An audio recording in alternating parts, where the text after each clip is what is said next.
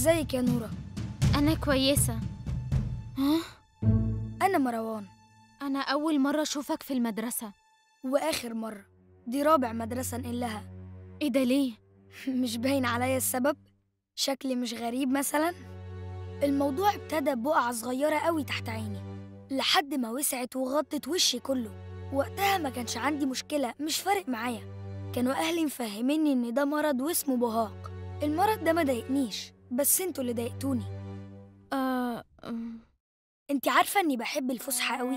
بحس إن الفصل كله بتاعي، محدش هيضايقني بنظرة أو بكلمة. أكيد يعني مفيش كرسي هيجي يقولي ما تقعدش عليا عشان هتعديني. ها، وانتي بقى مش عايزة تقولي أي تعليق من التعليقات اللي بسمعها كل يوم من ناس أعرفها أو حتى معرفهاش؟ مش عايزة تقترحي عليا مثلا اسم دكتور، أو اسم وصفة جديدة أدهن نفسي بيها، أو تديني مرهم أقعد بيه تحت الشمس بالساعات لحد ما تحرقني؟ هو أنت بعتلي رسالة ليه؟ عشان أتأكد إنك حقيقية، عشان ما كنتش مصدق أما شفت اللايف إن لسه في حد ممكن يساعد حد من قلبه ومن غير أي مصلحة. يعني أنت مش عايزني أساعدك؟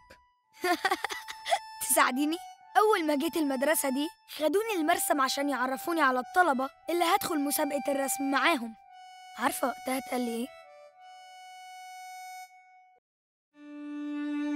هو إيه اللي على وشه ده؟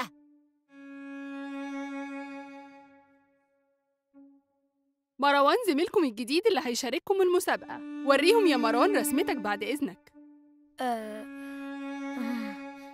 الله، هو مشخبط على وشه بالمرة ولا إيه؟ طب ده هيقعد معانا إزاي ده؟ مش هيتعب؟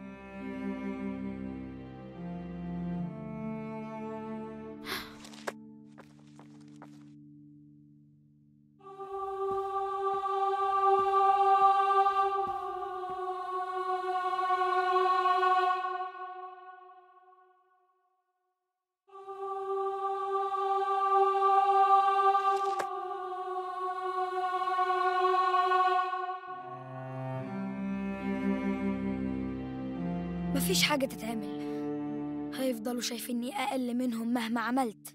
لا لا لا، أكيد في حلول. أنا مش قادر أسمع حلول، أنا كنت عايز بس أتأكد إنك حقيقية.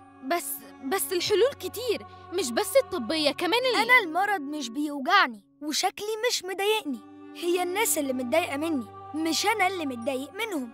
بصي، أنا مش عايزة أتعامل مع حد تاني، تمام؟ أنا ماشي.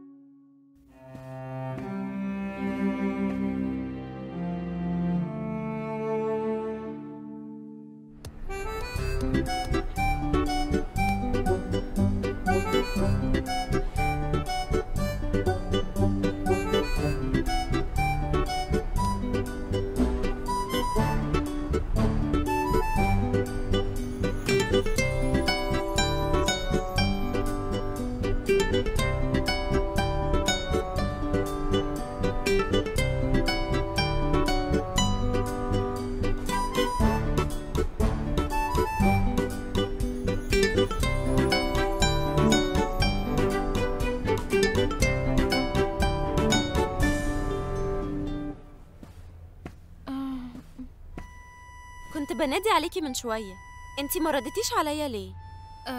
أنا أسفة، ما خدتش بالي. انتي من ساعة لايف امبارح وانتي متغيرة. متغيرة؟ إزاي؟ بقيتي تنكة يا نورة. أنا؟ أنتي يا جميلة اللي بتقولي كده؟ وكل ده من فيديو واحد. أمال قدام هتعملي فينا ايه؟ إيه ده؟ إيه اللي خلاكي شايفاني كده؟ تصرفاتك، حتى دلوقتي ما جيتيش تقعدي معايا لولا ان انا اللي جيتلك. براحتك يا نورة. يا جميلة افهمي.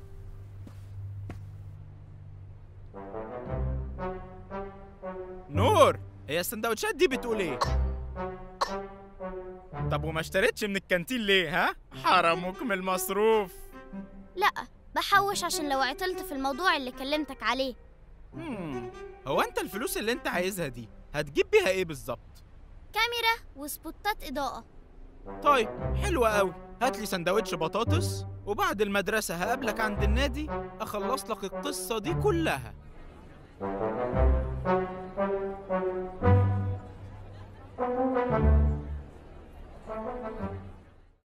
شفتي بقى اما سمعتي كلامي؟ بقيتي تعرفي تفيدي نفسك قبل الناس. بس يا ميس، الأول كنت فاكرة إن الأحلام بس هي اللي ملخبطة، دلوقتي الأحلام والحقيقة. إيه اللي حصل؟ لا، أنا بتكلم عموماً. رتبي أفكارك واسألي دايماً، واستشيري اللي حواليكي عشان تستفيدي، وما تخافيش من حاجة وما تتكسفيش من حد، ولو احتاجتي تحكي أي حاجة أنا موجودة في أي وقت يا نورة. حاضر يا ميس رضوى. على فكرة خلال أيام هنعمل الأوبن داي. بجد؟ طبعاً. يا ترى بقى هتقدمي مشروع صناعة الأساور ولا هتختاري حاجة تانية؟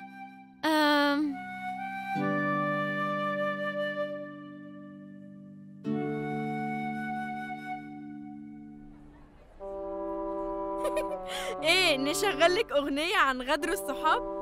انا مصدومه ان نورة بتنفض لي. ما افتكرش انها نفضتلك، هي شكلها مشغولة، اصل انا كمان رحت لها وما عبرتنيش.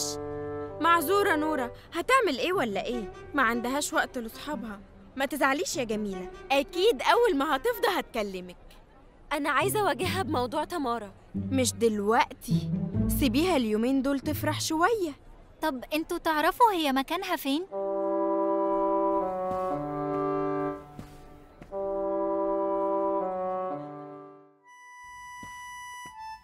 أنا كل ده بدور عليكي. لسه بتدوري عليا من وقتها؟ أيوة، كنت عايزاكي تساعديني أمثل. هنعمل مسرحية تانية؟ لا، مسرحية إيه؟ أنا بس كنت عايزة أمثل وإنتي تساعديني. يا ريم، دلوقتي كل حاجة بقت متاحة على السوشيال ميديا، يعني تقدري تعملي مقطع تمثيلي وتنزليه عندك، وساعتها هتكسري الدنيا. طب إيه رأيك أنا أعمله وإنتي تنزليه عندك؟ أيوة، بس ده مش المحتوى بتاعي. بس عندك متابعين كتير، يعني هيخلوني معروفة. على فكرة ميس رضوى قالت لي إن الأوبن داي هيبقى قريب قوي، تعالي نشتغل على مشهد وتمثليه في يومها ونصوره وتنزليه عندك. ما أنا معرفش، على حسب هيبقى محتواه إيه. وأنا الظاهر البنات كان عندها حق، أنا غيرت رأيي، مش عايزة منك حاجة. بنات إيه؟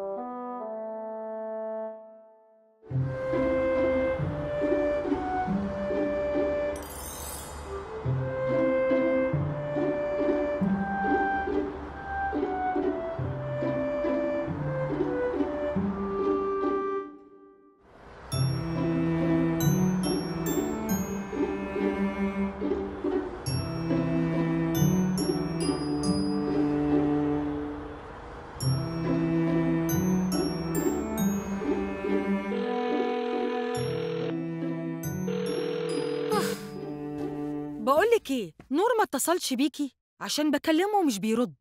لا، ما كلمنيش، تلاقيه مش سامع التليفون من دوشة النادي. اتأخر قوي، يجيلي بس. ما هو البهاق وكيف نقوم بعلاجه؟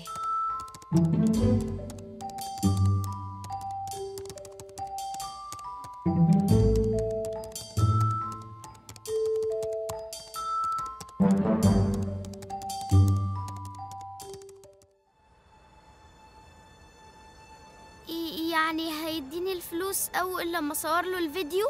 أيوة طبعا، هتقول في الفيديو على الميعاد اللي هترجع فيه الفلوس إن شاء الله كمان سنة وبس يا معلم. تاخد فلوسك في نفس اللحظة، تروح تجيب بيها الحاجات اللي نفسك فيها كلها. أهلاً، إزيكم؟ ها، جاهز يا نور تتصور؟ ها، جاهز؟ جاهز.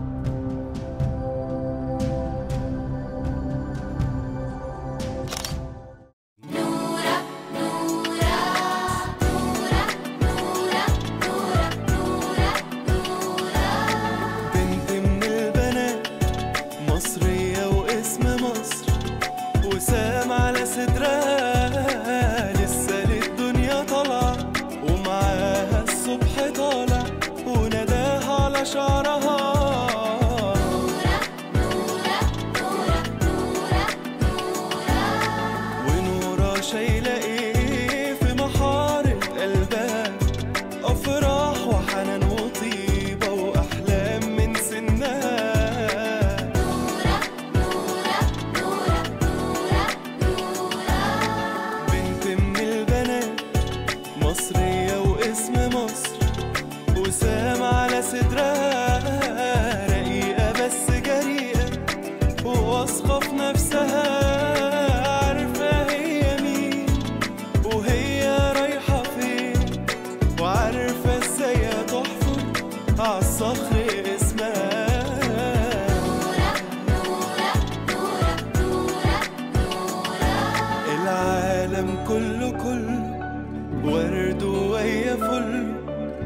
يسوى نص ضحكة حلوة منها، بنت من البنات مصرية واسم مصر وسام على صدرها.